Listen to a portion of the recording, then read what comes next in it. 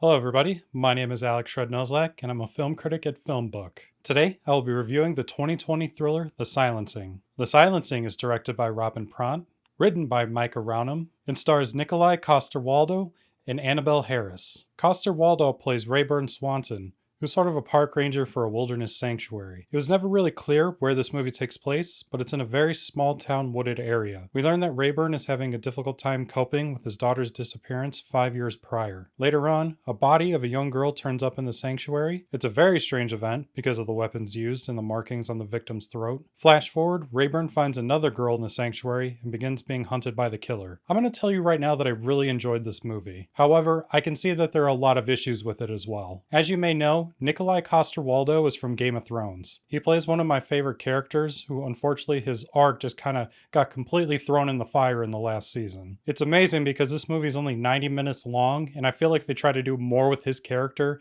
in this movie than they did in Game of Thrones. That's a joke obviously, but it should also tell you something right away. This movie is very well put together. The acting is solid from the entire cast, the directing is excellent, the cinematography is immaculate. This movie is very gorgeous to look at. It has all of the pieces to be something great. However, I can see where some other people are going to say otherwise. The script does fall flat in some places. Throughout parts of the movie, I started to question some of the characters' motivations. If you end up watching this movie, that'll become pretty clear to you as well. And I'm also not sure if the story really went in a great direction with the killer. From a twist and turns perspective, I guess you can say it kind of works because you're not really going to guess who the killer is at the end. But from the traditional setup and payoff perspective, it doesn't really work for me. It just seemed a bit random. I almost feel like they didn't even have to introduce the character until the big reveal at the end. I'm able to forgive this movie because there is a lot that I like about it. It's very comparable to the 2017 movie Wind River with Jeremy Renner, and a lot of people online are knocking it because of that, but I don't really like looking at movies from that perspective. Playing that game is just playing the 6 degrees of Kevin Bacon. One way or another, you're gonna find another movie that's just like it. Just like every other movie that's ever existed. This movie's really engaging.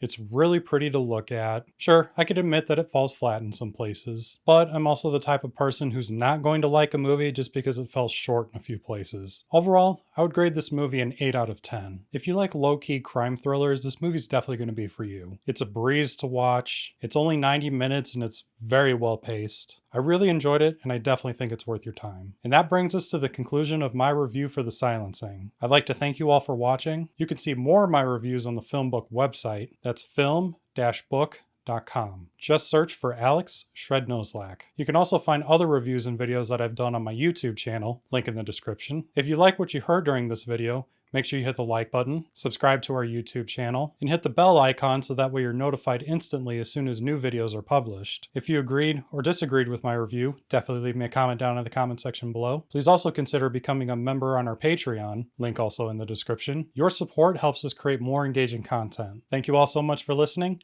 and I'll see you on the next one. Later.